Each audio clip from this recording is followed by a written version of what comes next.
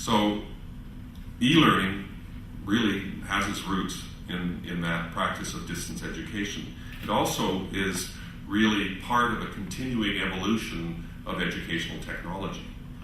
It's not, in my view, it's not something that is completely new and separate from what we've done in the past, both in terms of distance education, but also in terms of educational technology. Because if we look at how educational technology has been used to enhance distance education, we see a gradual increase in the introduction of learning technologies into distance education, beginning in the early 1900s, where we start using audiovisual devices. In the 1960s, educational television became very popular.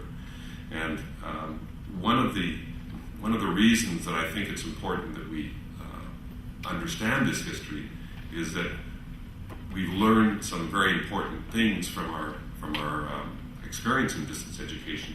And one of the most important legacies of distance education is the course development model, the approach to course development that came out of it, the very systematic approach, where courses were developed by teams, where the work was divided up, and where delivery was separated from development.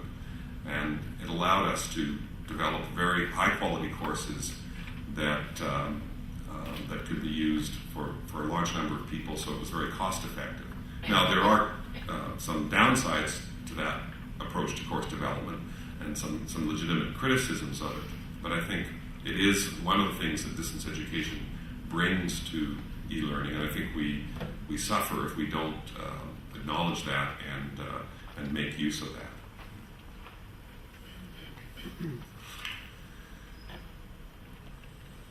Looking a little bit more at the history of e-learning, or the history of online e-learning, I think it's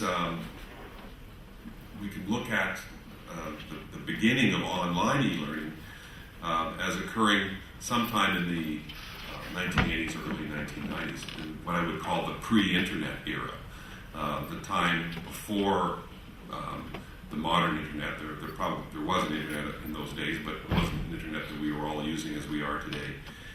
But at that time, we were already talking about online learning. We were already talking about, at that time it was computer-mediated communication. And people like Linda Harrison and Hiltz and others had started to theorize and conceptualize this new emerging field in terms of the unique characteristics of those technologies that allowed for collaboration and knowledge construction, because of the fact that you could engage in many-to-many communication that was time and place independent, and that was text-based. And they argued that those characteristics really allowed for people to think much deeper about the issues that they were discussing and to develop critical thinking skills.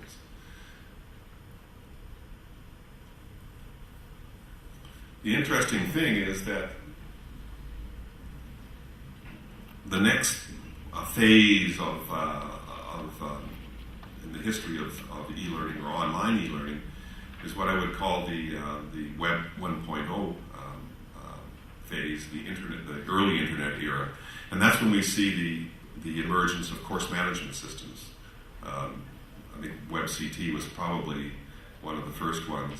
The interesting thing is that we see quite a shift in the sort of underlying pedagogy of online learning with the emergence of course management systems. We move away from that sort of collaborative, constructivist, knowledge construction, philosophical underpinning to one where the technology is really being used, despite what some of the developers of these course management systems claimed at the time. They're really being used as efficient ways of distributing content, really being used as ways to replicate what happens in the classroom.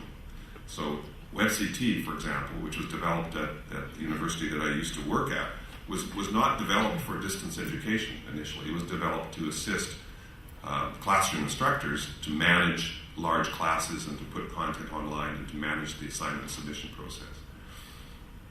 But these systems then became used by distance education. But they had a fundamentally different pedagogical underpinning. So we see that in the kinds of tools that they had initially, which were primarily about classroom management and content distribution.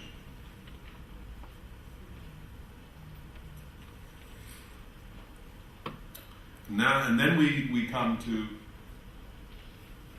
the current situation, the current phase of online e-learning, the Web 2.0 phase, which I think we're just starting to enter. It depends on the particular context you're talking about.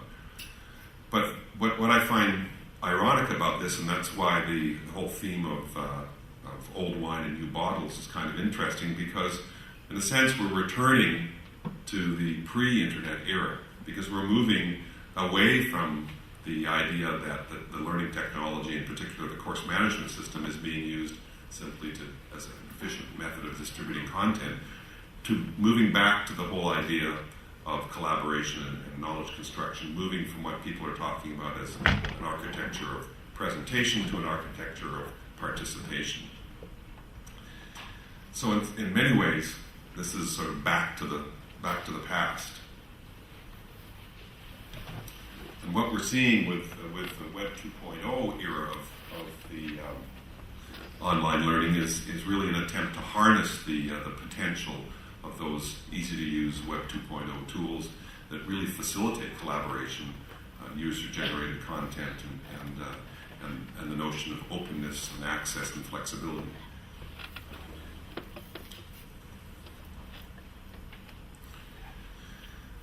So that's very briefly my view of the history of online e-learning. But let's look a little closer at what online e-learning looks like today. And what I've got up there is a screenshot of a course, an online course, an e-learning course that I teach today. Now it's a little hard to see this, but or just by looking at a screenshot, but this is a shot of a course, an online e-learning course that I taught 10 years ago. There really isn't a lot of difference in 10 years. The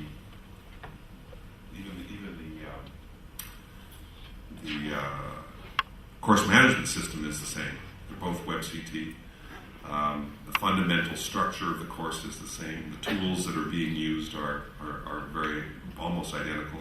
We have the online presentation of text-based content. We have asynchronous text-based discussions, online submission of assignments. So very little has changed in 10 years, which is surprising given the huge changes in technology that have occurred and the emergence of, particularly of sort of Web 2.0 technologies. So what we see in the actual practice of e-learning in many instances doesn't reflect the changes in the technology that have occurred in those 10 years. And that brings to mind an illustration that I find kind of interesting, and also in some ways reinforces the point of old wine and new bottles. This is an illustration that was drawn in 1900. Somebody was predicting what education would look like 100 years from then, in the year 2000. And I think it's kind of interesting because what you see there is, if you can't see it clearly enough, is a professor on the right-hand side standing over this machine, putting books into it, and a student helper turning a grinder. And the books are being ground up and distributed to the students who are sitting there with these headphone-type devices on their heads. So the content is being distributed much more efficiently to these students with the help of the student. And in many ways, this illustrates what we're still doing with e-learning, online e-learning. That despite all the talk of Web 2.0, we're still using technologies to really replicate a kind of content information distribution approach to teaching. And we're using technologies to replicate old ways of teaching. So it's the old wine, new bottles. It's a different technology, but it hasn't really changed